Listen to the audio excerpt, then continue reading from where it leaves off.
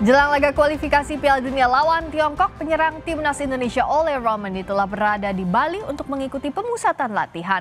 Ole menyebut timnas mengincar kemenangan saat menghadapi Tiongkok pada 5 Juni ataupun ketika bertandang ke Jepang 10 Juni nanti. Striker yang sudah mengemas 2 gol bagi timnas, Ole Romani sudah tiba untuk mengikuti pemusatan latihan timnas. Pemusatan latihan menurut rencana dimulai 26 Mei. Ole Romani mengaku ini merupakan kunjungan pertamanya di Bali. Penyerang 24 tahun ini menyebut pertandingan melawan Tiongkok dan Jepang sangat penting untuk memperbesar peluang lolos ke Piala Dunia. Ia menyebut pemain timnas mengejar kemenangan melawan Tiongkok dan Jepang.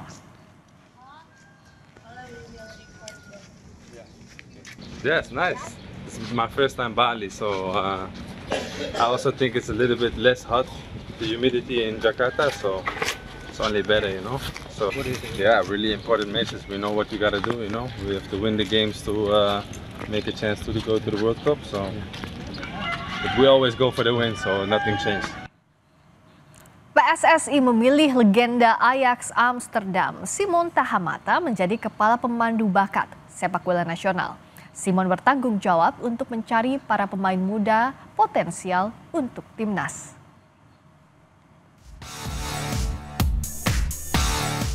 Timnas Indonesia terus menambah kekuatan, bukan hanya untuk mengejar mimpi ke Piala Dunia, tetapi juga untuk mengembangkan sepak bola jangka panjang.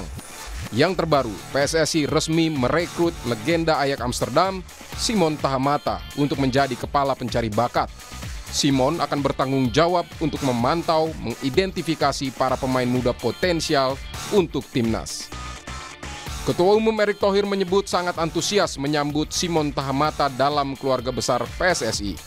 Dia berharap pengalaman dan keahlian Simon dalam pengembangan pemain muda akan menjadi aset berharga dalam perjalanan Indonesia ke panggung dunia. Simon Tahamata yang memiliki darah Maluku ini pun menyebut sangat bersemangat menghadapi tantangan bersama Indonesia. Dalam unggahan di akun Instagramnya, Simon bilang bersedia menyerahkan semua pengalamannya untuk timnas. Bergabungnya Simon menambah kekuatan bagi timnas Indonesia yang sedang bersiap untuk menghadapi Tiongkok dan Jepang di kualifikasi Piala Dunia Zona Asia Juni mendatang. Tim kepelatihan timnas di bawah Patrick Kluivert pun sudah berada di Bali untuk persiapan pemusatan latihan di Bali Training Center. Manajer timnas Sumarji menyebut 32 pemain yang dipanggil siap untuk mengikuti pemusatan latihan. Pemain yang kita panggil 32 pemain itu semuanya sudah menyampaikan bahwa siap datang dan tiket sudah kita kirim ke para pemain. Termasuk My Silvers ya? Semuanya sudah kita kirim. Kehadiran Simon Tahamata diharapkan bisa memaksimalkan seluruh potensi sepak bola Indonesia. Piala Dunia jadi target di depan mata. Tim Liputan Kompas TV.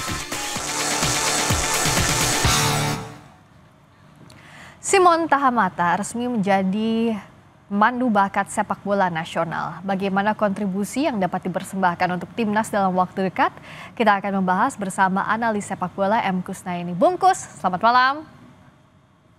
Selamat malam, Friska. Gimana dengan Simon Tahamata, legenda Ajax Amsterdam yang akhirnya ditunjuk jadi pemandu bakat sepak bola nasional? Untuk jangka panjang atau jangka pendek, apa yang bisa kita harapkan? Ya, memang di sebagian besar negara yang sudah maju sepak bolanya, urusan talent scouting itu memang ditangani secara khusus ya oleh orang yang memang ahli. Karena tidak semua pelatih itu punya mata yang cukup tajam untuk melihat bakat pemain, terutama pemain usia muda. Nah, kita tahu salah satu persoalan timnas kita ini kan skuadnya tipis ya, materi pemainnya sebagian besar itu saja gitu ya. Kalau kita lihat pemanggilan timnas dalam 2 kesempatan terakhir ini di kualifikasi, itu materi pemain yang dipanggil sekarang dengan pertandingan sebelumnya kan nggak beda jauh. Pemainnya sebagian besar masih itu saja. Nah, itu artinya memang skuad kita tipis, butuh penjaringan pemain secara serius supaya skuad kita bisa lebih tebal.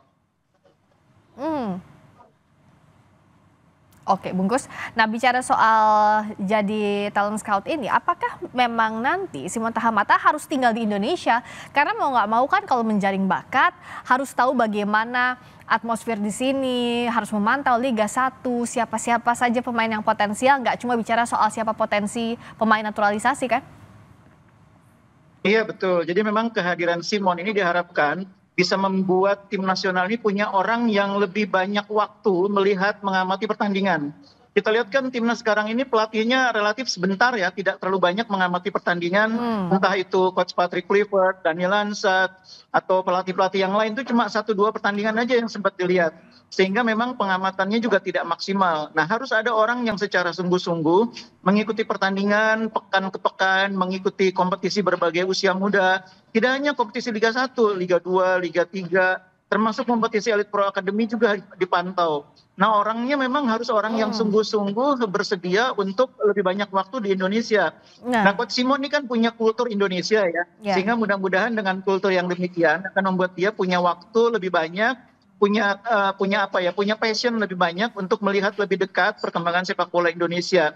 Ditambah lagi memang dari segi kualifikasi, Coach Simon ini kan salah satu pelatih yang sangat terkenal, mampu mengorbitkan banyak pemain muda menjadi bintang.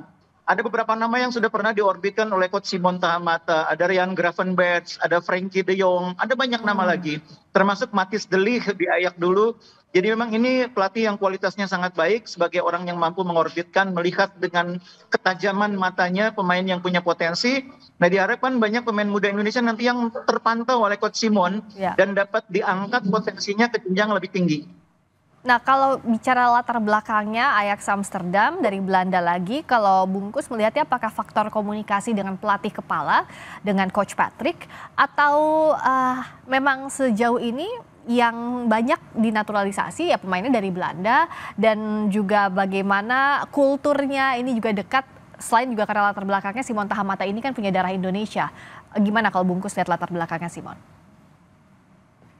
Ya, kelebihan Coach Simon itu kan dia punya latar belakang budaya Indonesia ya. Sehingga di Indonesia dia mungkin tidak akan terlalu bermasalah dengan cuaca, bermasalah dengan makanan. Passionnya juga untuk tinggal di Indonesia itu juga lebih besar gitu ya dibanding misalnya Coach Patrick Kluivert. Nah yang kedua keuntungan dia ini kan punya jalur yang sangat banyak dengan klub-klub sepak bola di Belanda. Sebagai salah seorang mantan pemain Liga Belanda gitu ya, pernah bermain di klub-klub besar. Kemampuan dia untuk berkomunikasi, lobbynya, jaringannya ini akan sangat membantu kita pada saat Coach Simon melakukan pemantauan terhadap pemain yang ada di Liga Belanda. Jadi dia tidak hanya memantau pemain yang ada di sini, di Liga kita, tapi juga di Liga Belanda. Untuk kepentingan tidak hanya tim usia muda, tapi juga timnas senior. Jadi memang tim talent scouting itu idealnya sih tidak hanya satu orang, memang ada beberapa orang.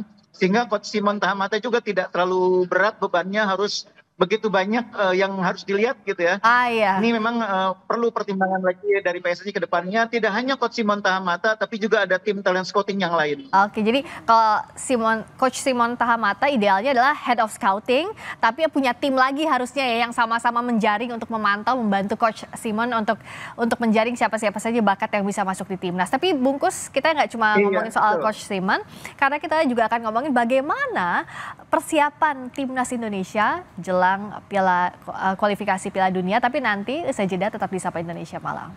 Masih di Sapa Indonesia Malam, kita masih membahas ditunjuknya Simon Tahamata sebagai Head of Coaching dari Timnas Indonesia dan juga bagaimana persiapan jelang laga kualifikasi Piala Dunia 2026 yang akan berlangsung 5 Juni nanti. Masih bersama dengan Bungkus, analis sepak bola, M. Kusnayani. Bungkus, kalau dengan adanya Simon Tahamata, Coach Simon, apakah kemungkinan besar akan lebih banyak lagi pemain naturalisasi yang datang dari Liga Belanda?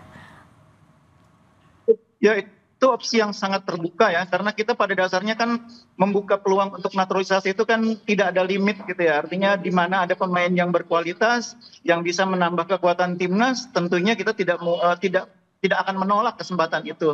Nah yang penting itu kan kita tidak hanya mencari pemain yang ada di Belanda, tapi juga di dalam negeri sebetulnya ada banyak pemain bagus yang mungkin selama ini tidak terpantau. Nah itulah gunanya Coach Simon Tahamata direkrut untuk bisa lebih punya waktu untuk melihat pemain-pemain potensial di liga domestik yang mungkin nanti bisa dimasukkan ke timnas bersaing dengan pemain-pemain yang sekarang sudah ada.